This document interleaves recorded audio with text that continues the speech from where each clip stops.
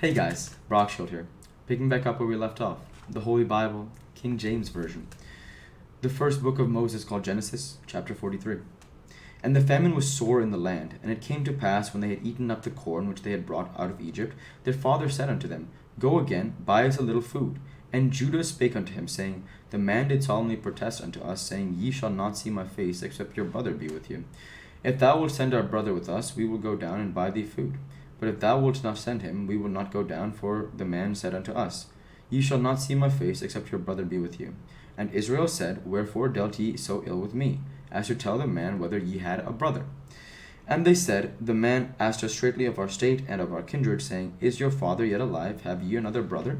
And we told him, according to the tenor of these words, Could we certainly know that we would say, Bring your brother down?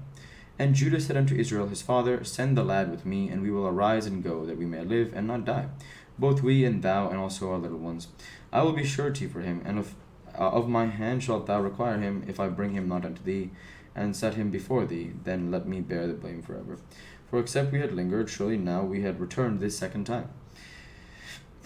And their father Israel said unto them, If it must be so now, do this, take of the best fruits in the land in your vessels, and carry down the man a present, a little balm, a little honey, and a little honey spices, and myrrh, nuts, and almonds.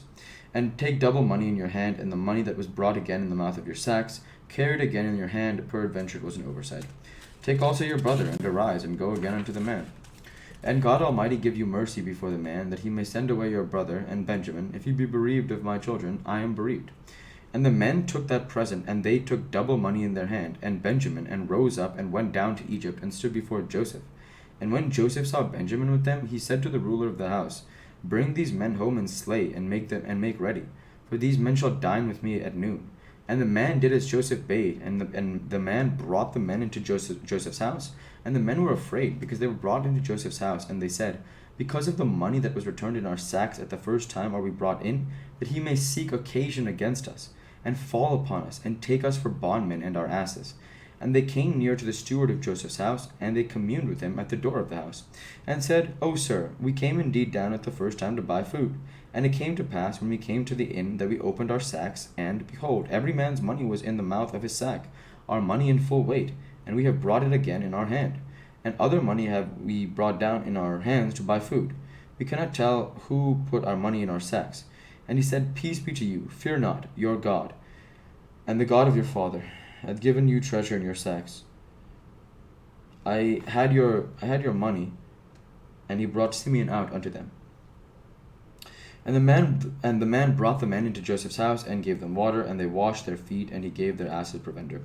And they made ready the present against Joseph came at noon, for they heard that they should eat bread there.